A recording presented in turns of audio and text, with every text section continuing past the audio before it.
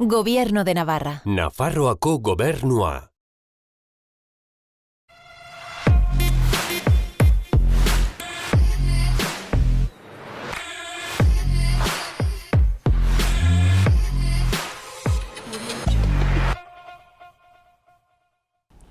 Naia Ojeta dugu gurekin platoan. Berak dioen moduan, musika maite duen burlatako mutil bat. Goazen berarekin pixkatxo bat arteaz, kulturaz eta eskuartean dituen proiektuetaz hitz egitera.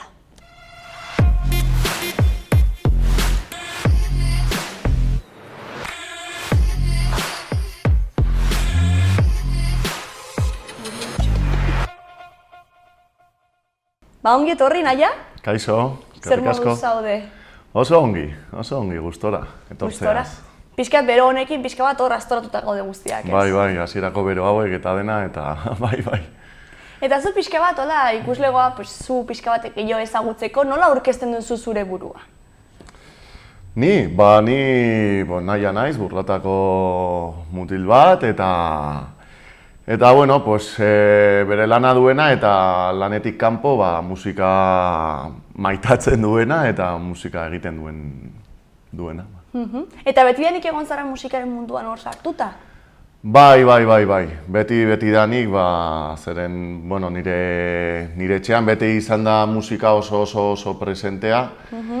Eta txikian nintzela beti izan dut gitarra bat alboan eta ez dakit beti ikusi izan dut aita batez ere. Hor bere munduan sartuta, en el cuarto de la música. Zeukaten hor txoko bat gurasoek edo? Nire aitak, bai. Aitak. Ni jaio nintzenean, bai, porque lau gara eta, hirugarrena jaio zenean, gela bat. Claro. Erabili behar zen eta la cuarto de la música se fue al garete, baina bai, beti izan dugu oso harreman hurbilekoa eta beti izan dugu hor. Nire osaba, izeba. Eta nire ama baita ere beti azten zaidala eta nire ama jotak kantatzen zituen eta ez nauzua aipatzen eta... Osea, hor, bialdatik zenukan hor, nahasketa polita. Bai, egia esan, bai. Eta, aitarekin hasi nintzen bateria jotzen, zeren aitak bazuen lokal bat burlatan, eta orduan, ni beti bezala, txikian nintzela beti, hartu nituen makillak eta makillekin. Hori etxean zegoena zela gitarra, ez? Eta errazagoa zela, ni gitarra... Eskuragarriagoa, bai.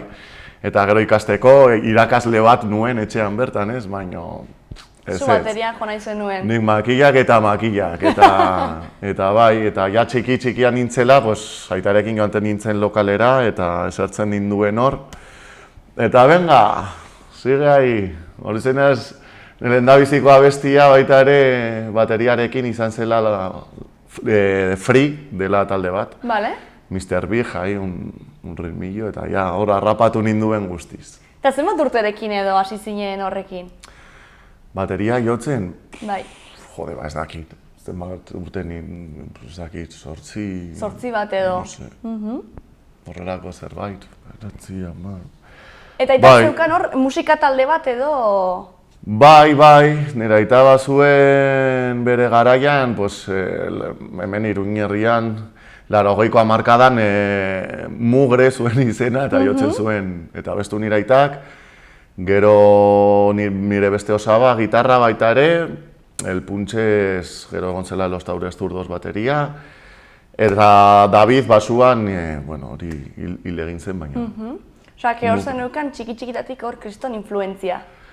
Bai, nik etxean paiasoak ikusi ordez eta ez dakizen, joten nintzen telebistara, ahi ez da, online Skyner, no seke. Ze ondo. Ja badakizkit guztiak. Eta gero, gaztetxotan ikasi zenuen joan zinen musika eskolara edo zehozer bateria ikastera edo? Joan nintzen txikitan, baina puntatu zidaten piano egitera urte... Piano, behitu. Baina ez dakizen bat urte nituen, beratzi, sin más. Piskator Ez pianoa naiz ez da? eta zoroitzen, banekin badakit joan nintzela, baina ez gutxi gehiago.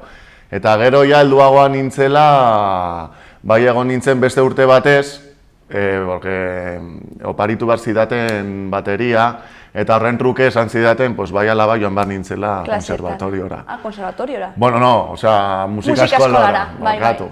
Lasai, lasai. No? Eta ere, pues, porque ikastea ez dut inoiz gusto izan, eta beti autodidakta moduan, baina hori zen prezioa eta esan nuen, pues bueno, joan marko gara, eta niretzat putada, porque nila heldua nintzen, pues ez dakit 14 urte... Ja, hori, urte horiek dira beti, Eta, karo, jate nintzen klasera, pues, 8-9 umeekin, y, pues, venga, Claro, motivazio falta edo. Bai, hasi egin nuen urte hori eta jazta, eta egia esan ez dut ikasi, ez dakit irakurtzen musika eta... Eta bateria jotzen zenuen etxean, bai, autodidakta moduan jarraitu zenuen? Bai. Bai, beti. Beti, joaten nintzen lokalera, jartzen nituen gustoko nituen abestiak eta egoten nintzen hor orduak eta orduak, lagunak aldezarrera eta ni lokalera. Eta zu lokalera. Baina zu berez orain kantautore moduan edo zaude... Bai, pues, karo, ni egon naiz bizitza osoan bateria jotzen, Eta, bueno, pues, gitarra erosi nuen, pues, orain dela, bueno, 4-5 urte ja, bai. Eta erosi nuen gitarra eta, sin más, pues, lotu nituen 3 akorde, asmatu nuen melodia bat, melodiari jarri nion letra eta esan nuen, aiba. Zerbait sortu dut, ez? Egin dut abesti bat. Euroka. Posiblea, eta venga, pues beste bat, eta ja, elkartu nituen 3 abesti eta egin nuen lehendabiziko kontzertua. Kantautore bezala. Izan, deitu ginela Pink Lady. Pink Lady? Ara, ze guai! Porque engainatu nuen lagun bat, saxofoiarekin, eta, sin más, lanean nengoen, eta bi ginenez, oi, eta nola dituko zarete? Ni puta idea, eta sagarra gustoko dituen ari nintzen bat jaten, eta begira sagarra ubiko lore ditu Pink Lady, pues Pink Lady. Eta hori izan zen lehendabizikoa. Gero ja aurrerago, pues ja sortu nituenean abesti gehiago, bakarlari moduan ibili naizenez, pues nahi nuen nire izenarekin izen loturak egin, eta, bueno, pues horatera zen nahiak nahi, izen artistiko bezala ez, eta horrela jaio zen. Eta diska bat sortu zenuen baita ere, ez? Bai, karo, orduan, ni egon nintzen kantautore bezala, bueno, eta oraindik jarraitzen dut,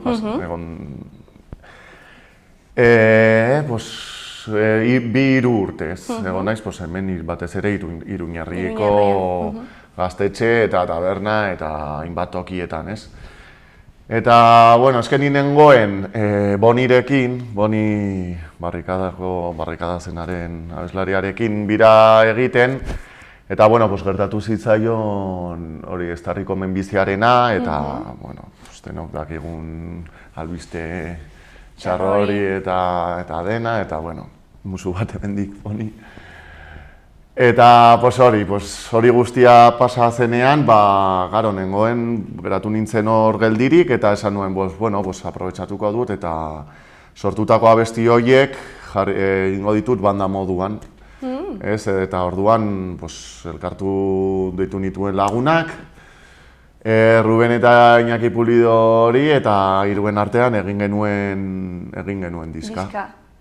Bai, 3 artean. Gero zuzenekoi begira, ja 5 gara, Jaitxo Segura, Iñaki Santos, Iñaki Pulido, Ruben Matilla eta ni, esan beharra nuela. Oso ondo, noski baiet guztien izenako.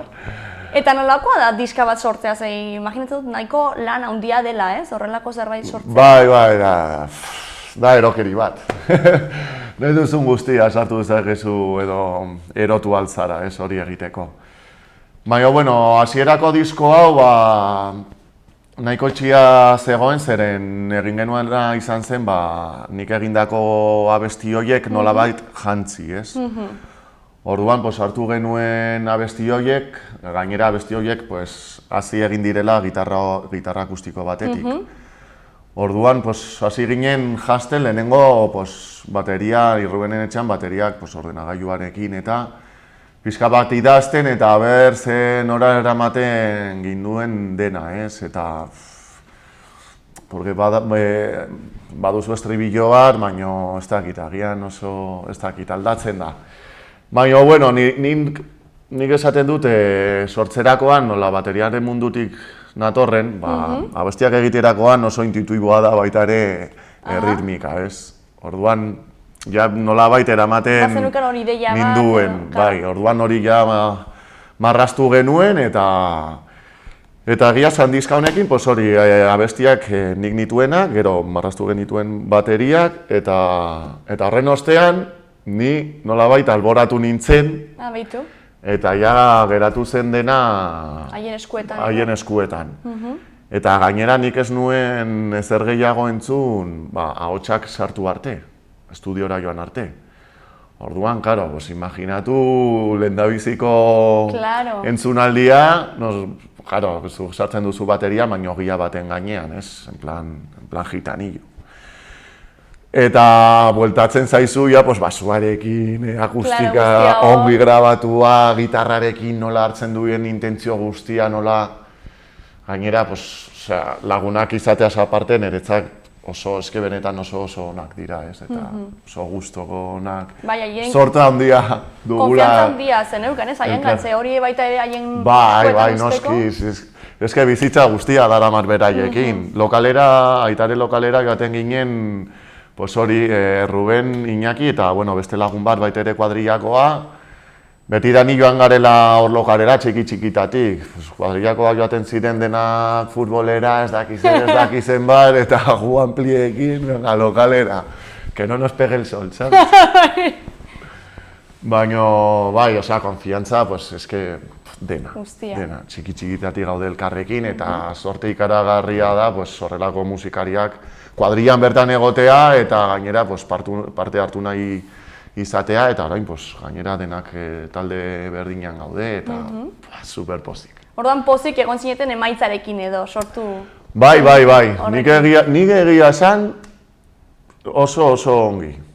Gainera, izan da lehendabiziko aldia nik abesten dudana, zeren orain arte, gitarra erosi arte nik ez nekien ez da abesteko gai nintzenik. Claro.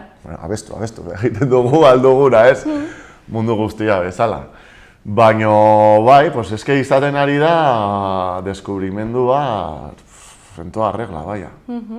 Niretzat baita ere, beti egon naiz eszenatokiaren, baina atzeko partean, ez, beti timbalaren atzean, eta, hor eskurrez el bulto, baina hau da beste gauza bat, aurrera irten eta ez dakit jendarekin interaktuatu, eta... Gainera zorre kontzertuak nahiko dinamikoak dira zentzu horretan, ez? Publikorekin nahiko konexioa handia daukazu eta iaia elkarrezketa moduko bat da, ez, haiekin... Bai. Karo, gainera ni orain somatu izan dut, zeren ni nola hasi naiz gitarrarekin eta abesten, kantautore bezala, oso leku, nola baita esateko gordin, bai, eta gordinetan, adibidez joan nintzen herri txiki batera, eta hor elkartean zegoela herri guztia, de rancheras a tope, eta nora noa ni bakarrik nire abestiekin, jende honen aurrean, que no pega ni con cola, ¿sabes? Bueno, baina batzutan. Baina egia esan, hain ongi pasatzen dut, ongi bukatu genuela denok. Eta hor, esan nuen, hemen egiteko gai ba naiz. Edo non egin dezakit. Edo non egin dezakit. Lotxarik ez, lotxa banatu zutuenean ni nengoen... Beste lekoren batean. Lokalean. Eta bai. Eta horregatik esaten dut, hasi naizelako kantautore bezala, orain bandan egiterakoan, taula horiek eta... Baitu zula, ez? Bai, gustatzen zait nahastea pixka bat, porque hori bakarrik zoazenean, hori gertutasun puntu hori mantentzea, niretzat azkenean kontzertuak dira emozioak sentitzeko baliabide bat, ez? Eta batzuetan lortzen dituzu abestiekin, eta beste batetan hitzekin, edo, edo keinu batekin, edo, ez dakit. Emozioak azaleratzea, ez? Bide batez, edo bestetik, edo denak ongi etorriak. Agian horretarako baita ere dira interesgarriak arte eszenikoak, ez? Batzutan emozioak edo konpartitzeko ez du leku askorik, ez? Gizarte honetan eta... Bai, egia da. Eta gainera ni antzerkiaren niri besti gustatu zait antzerkia. Antzerki egintza, egon nintzen Nafarroako antzerki eskola baita ere, 2 urtez txiki-txikia nintzela, Baina, bai, supongo que hor dago hazi txiki hori hemen barruan eta azaleratzen da, ez? Gainera oroitzen naiz, zure aurkezpena, Girizkaren aurkezpena egin zenuen han, ez? Nafarroko antzerki eskola. Bai. Ez? Egia da, eta egia da, bez. Ikusten, burua joaten zaipila bat. Bai, Gainera hori izan zen lehendabiziko kontzertua eta hori egon ginen pentsatzen non egin eta ez dakit, porque nahiak nahi, hombre, da nik ikusten diot oso entzulego zabala, ez da giantzoz nahi egunean kotzeko, no seke horan, baina, bueno. Orduan, baita ere, abesti gutxi genuenez, nahi nuen eskaini zerbait gehiago, ez? Eta orduan esan nuen, Nafarroako antzerki eskola, gainera dela agian lekurik politena. Oso polita da, bai. Baka magia nahiko xarma. Bai. Politena. Eta esan nuen, poso horri izan behar du, bai ala bai. Eta ja hori ja eukita, alokatuta, gero. Ja egin nuen, bentsatu nuen, nolabait horrelako sarrera berezi bat egitea, eta atera nintzen antzeko partetik, mundu guztia jasegita zegoela. Bota nuen abesti bat, eta hasi nintzen antzerki bat egiten. Bai, irudikatzen nuen horrelako ente abstraktu batean hori zela, nolabait, beldurra edo, ez? Pizka bat gauzak egiterakoan, trabak sortzen duena, autotrabak, sabes? Edo, zara gai izango, segur zaude, begira zezantza, no seke, hori guztia. Ez, eta hori, eta benga, biukatuko diogu hemendik alde egite, bera, Eta azkenean ez dakit nola bukatu nuen, alde egin nuen, itzuli nintzen nahi alratiko. Eta segikien kontzertua. Ze ondo. Bai, egun hori, lehendabiziko kontzertu hori, ostras. Beti markatzen du, ez? Bai, egia da, Baituzu hor beldurra, ez? Baituzu hor kezkak beti, ez? Baita ere adrenalina puntu hori, ez? Guztia hor dago nahasita, eta... Bai, dena. Oroitzen naiz lehendabiziko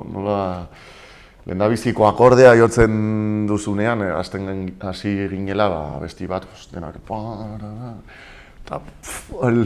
eta nire hor aurrean gitarra batekin mundu guztia hor aurrean, zer gertatu da hemen? Nola egin da? Ze momentuan, what happened? Baina super guai. Eta zertan inspiratzen zara zu sortzerakoan edo abestiren bat idazterakoan? Abestiak, letrak eta. Hombre, letrak niretzat bizipenak. Batez ere bizipenak eta bueno, pizka bat hor barruan dituzun amorru eta guztiak azaleratu. Batez ere saiatzen naiz ez egiten oso letra zuzenak. Bale. Eta ez dakit horrelako... Metaforikoagoak edo? Bueno, saiatu. Bai. Ez naiz oso megatrebea letrak egiten ez pentsa kostatzen zait. Baina ez dakit, barruan sentimendua hor edo bizipena hor bai ditudala desente. Eta horiek saiatzen naiz nolabait azaleratzen. Eta zure ustez, artea gizartearekiko konprometitua izan behar da edo izan daiteke bakarrik entretenimendu hutsa? Denetarik. Hutsa, ez hutsa, doblea, ebakia, dena ongetorria. Zergatik ez? Baina azkenen imaginatzen dut, zure bizipenak edo amorru horiek beti izango direla, ez? Gizartearekin izango dutela gizartearekiko loturaren bat, ez? Bai, hombre, nire kasuan, oraingoz behintzat, agian bihar ematen dit un tarantantan, y digo, aquí tan serio todo, ya, vale, ya, no?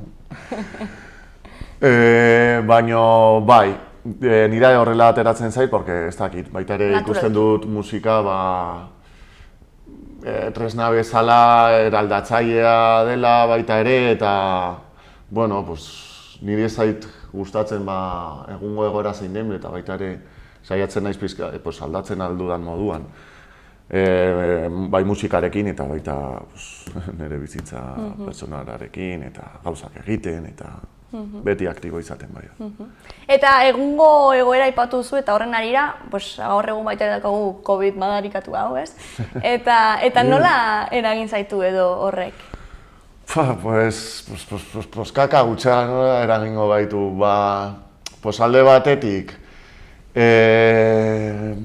niri sortu didana da, sorkuntza edo movida guztia, joan zaidala pikutara. Argia itzali zaitzula edo? Gainera, gukatera diskatera berria, izan zen gure 3. kontzertua edo, eta batean koronavirus. Kasu hor, oraindikan, ez berria azaleratzeko, ez duzu burua pasa dela denbora, eta bueno, pizka bat hasi dira ideia berria garatzen, ez dakizen bat. Orain ja bai. Baina, pasatu izan da, urte bat... Bai, urtetiko edo, bai. Baina, nik oroitzen naiz, konfinamenduan, hauek esaten zuten, aprobetxatuko dugu, sortzeko, digo, sortu. Ez dut inspiraziorik. Espera, noa bila, komunean, hemen dagoen. Nire kasuan ez. Eta hori orain nola bai egoera berri hau edo nola nova normalidad deitzen den, pizka bat orain ateratzen hasi garela, ateratzen hasi da baita ere hemendik. Ni behar dut bizi, sentitu, ongi egon, ez daki berriz borrokatzeko grin hori eta horrek eramaten nau beste tokira eta horrela, eske beste naz, ni itzaltzen naiz, bai. Eta nola da frustrazio hori kudeatzea edo? Eske nik alboratu nuen musika eta guzti. Hombre, ez, porque beti hartzen duzu gitarra ahí esperando el milagro divino, ez? Baina saiatu egon naiz beste gauza batzuk egiten. Directamente. Batzutan garrantzitsua da baita ere, ez? Bai, mendira, furgonetarekin, etxean obrak egiten, edo zer gauza. Gustora egiten, lagunekin. Beti duzu presio hori, porque horrelakoa gara. Egia esan, eta naiz eta ezin gara honetaz aldendu. Baina bai egin dudala neurri oso txikiago batean, hori baita egia da. Eta kontzertuak eta orain noa normalidad edo hori dagoela, kontzertuak egiteko baduzue espaziorik edo oraindikan?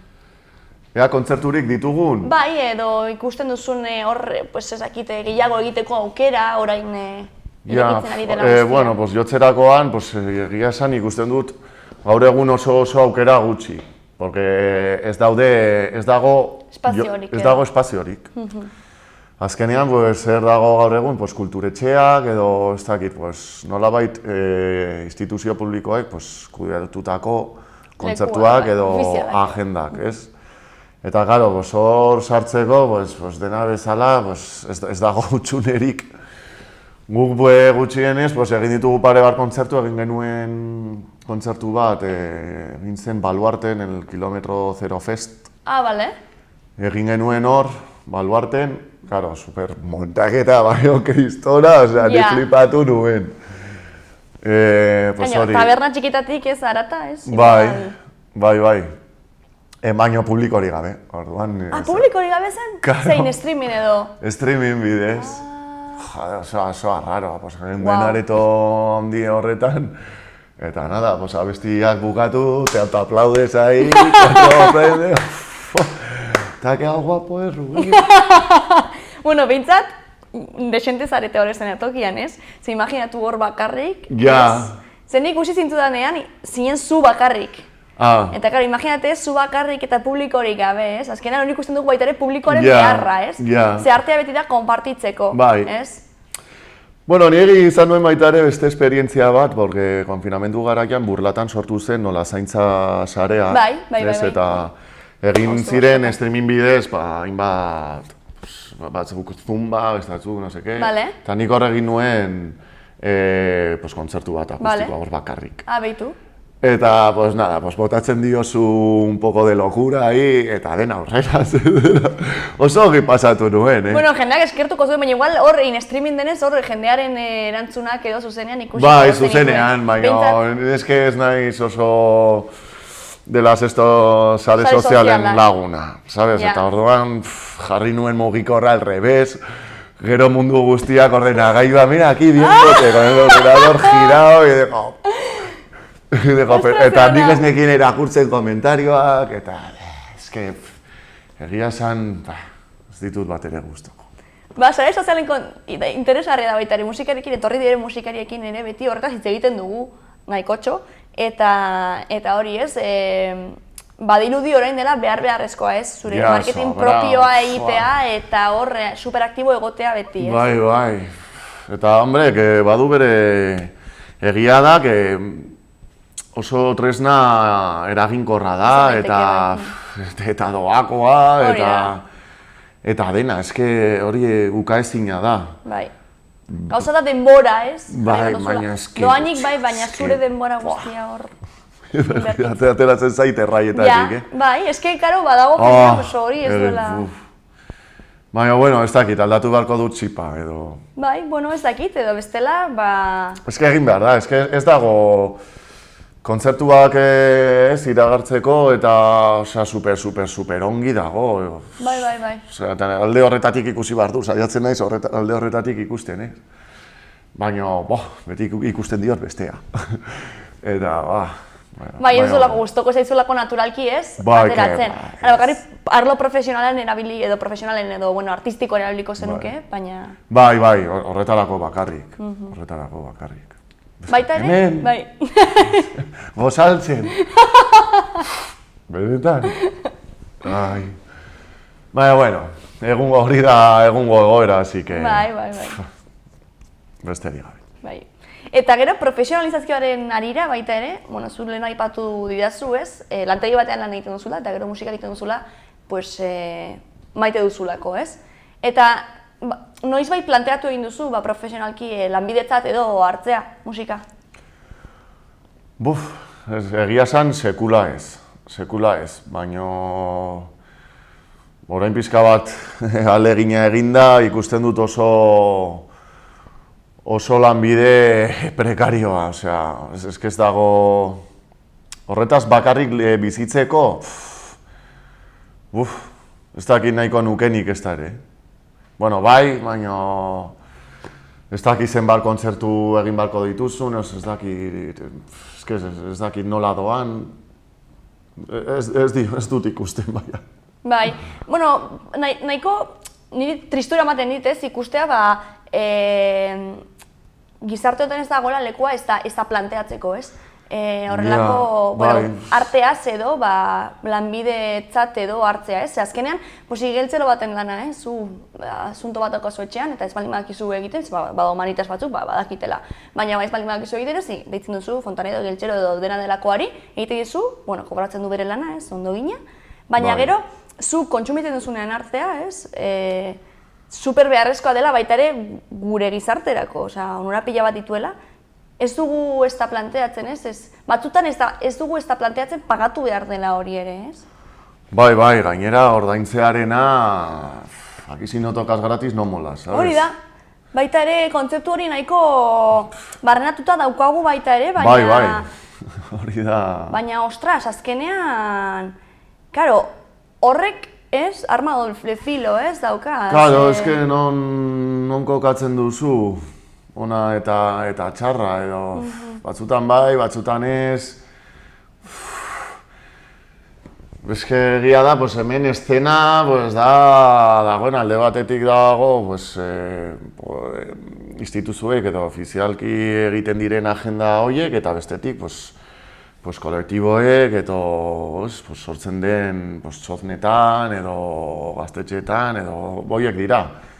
Eszenatokiak eta hor mugitzen da, orduan ezkenik ez dut ikusten honetaz bizitzeko aukerarik, ez inonez. Gutxienez, bai saiatzen zara, pues, batzutan hartzen diru bestetik eta bestetan hasi hau, eta horrekin pues, gastuak betetzeko eta hori, egia esan, pues, agian ja esaten duzuna, zergatik ja ateratzen esaten damu bezala, zergatik ez dugu aspiratzen edo hori da. Eskenik ez da zalantzan jartzen, pues hausnarketa ona, eta hemendik aterako naiz, eta pare bat buelta emango dizkio, zeren, egia esan. Bai, eta gainera, adibidez, lagun artean, igual lagun bat mekanikoa dela edo bestea, foreak egin ditzazkegu, eta ni baita ere, artista baldin maiz, foreak egin alditut. Baina gero badago beste gauza bat, ni lagunaren tailerrera joaten manaiz, edo ja, hilabetero edo joaten manaiz, logikaki, lagun hori, jan behar du, azkenean, dirua... Que soy punky, pero no tonto, no? Bai, azkenean, bizigaren mundua hau da, Osea, azkenean gu jan behar dugu eta zu lantegira joaten zara eta zure orduak eta lantegi horreta pasatzen zarete eta igual...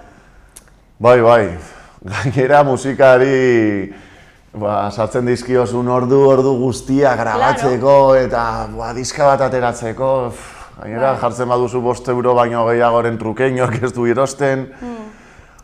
Ez dago kulturarik... Ez dago hezkuntzarik, kultura... Ez dago.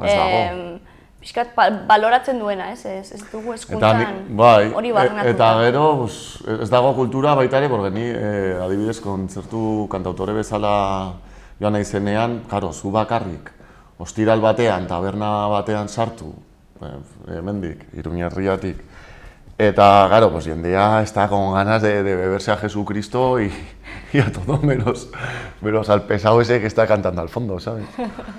Orduan ez dakit ni kontzertu bat ikustera joaten naizenean, pues bueno, kontzertua ikustera, pelikula bat ikustera bezala, antzerki bat ikustera bezala, jaten zara, pixkat, kontzientzia horrekin, hemen kontzertuekin ez dago guztiz kontzientzia hori. Bai, bada pixkat ongi pasatze hori, baina igual batzutan ez duzu ezagutzen ez da... Lo importante la birra y que me moleste lo menos. Gainontzekoa, Bai, hori ez beti egia, eta agian ez gehienak, Baina bai, que con Kajia 4 ya kutsatzen dute gainontzekoa, baina...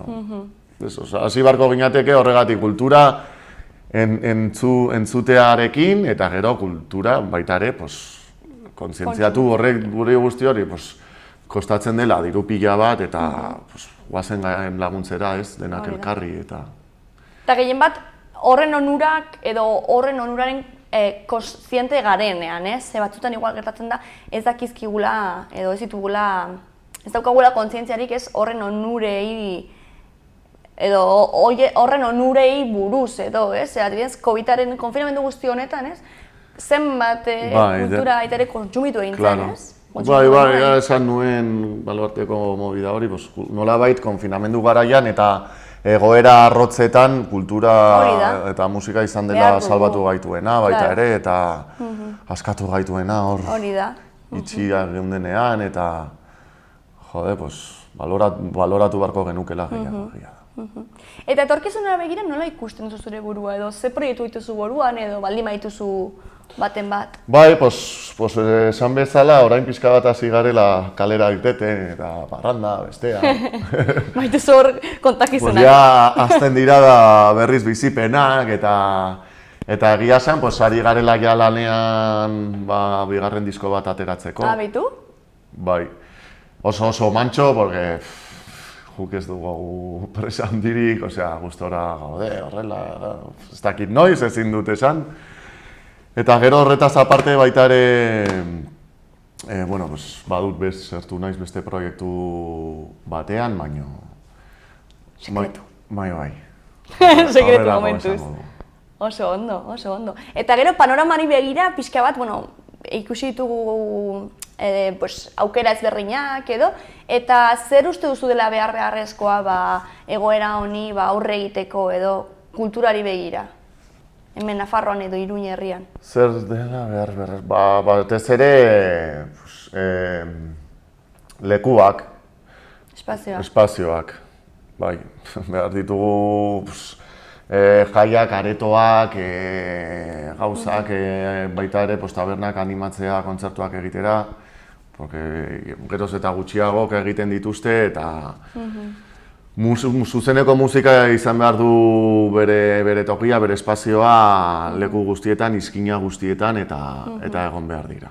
Eta baita ere kalearen kontua nola ikusten duzu ze batzutan, baita ere artista berriei edo, ez duten ez izen hori edo fama hori, ez zaie aukera ematen igual areto handiagoetara joateko, baina adibidez, batzutan ni pentsatu egin dut, eske kalea izan behar da lehenengo pausua, eta kalean, Bai, kalea da lehenengo pausua eta da politena gainera. Bai, lo pasa que kalean jotzeko, pues hori, beti antolatu behar duzu zuk, eta arriesgatu behar duzu zuk, eta animatu behar zara hori egitera, eta jakitea merezi duela,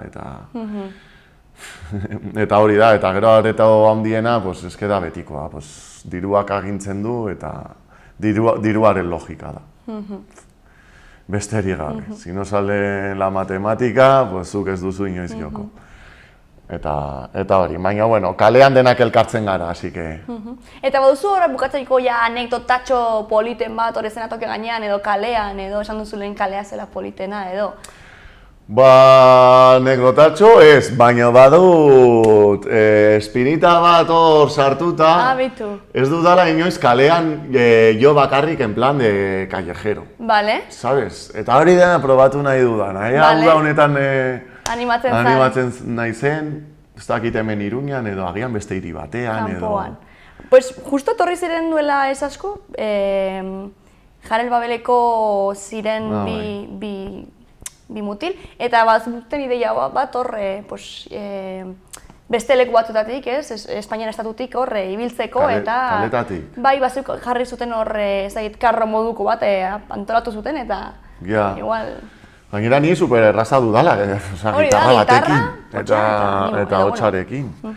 Baina egin ditut bizpa hiru saiakera, joan nahi zor aldezarrera, Dizu lotxa!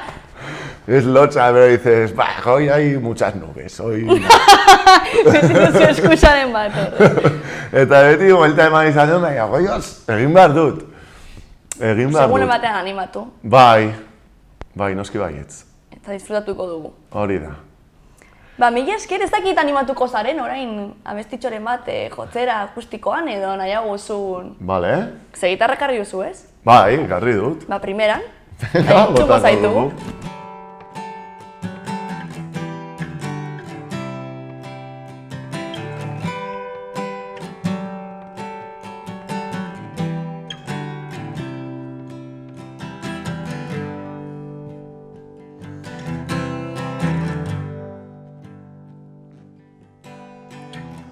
Gehiozkatuta gehiago eman, barruan zerbait piztu da ezin atzera eman.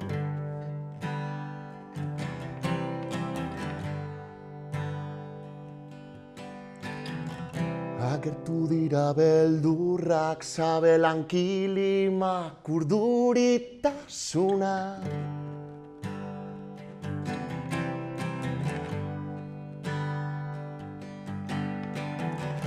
Debekuak ate joka esnatu du jakin mina. Marra gorria pasata utziko du aztarna.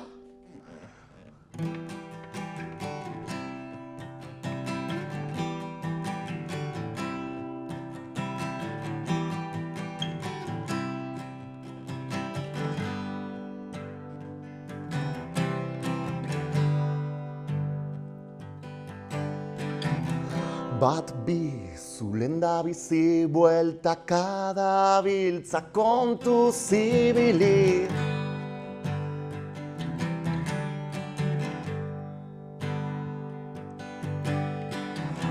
Bizitza azken finean zer da, amaiera iristean esan alizatea.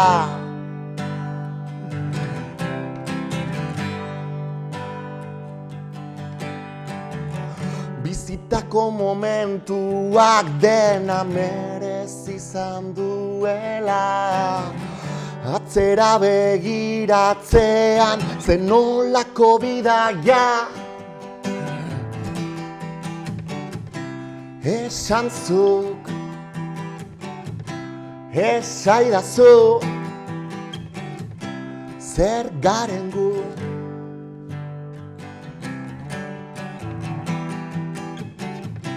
Esan zuk, esaidazu, zer garen gu.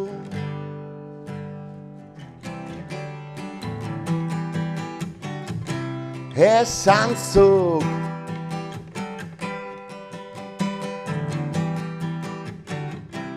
zer garen gu.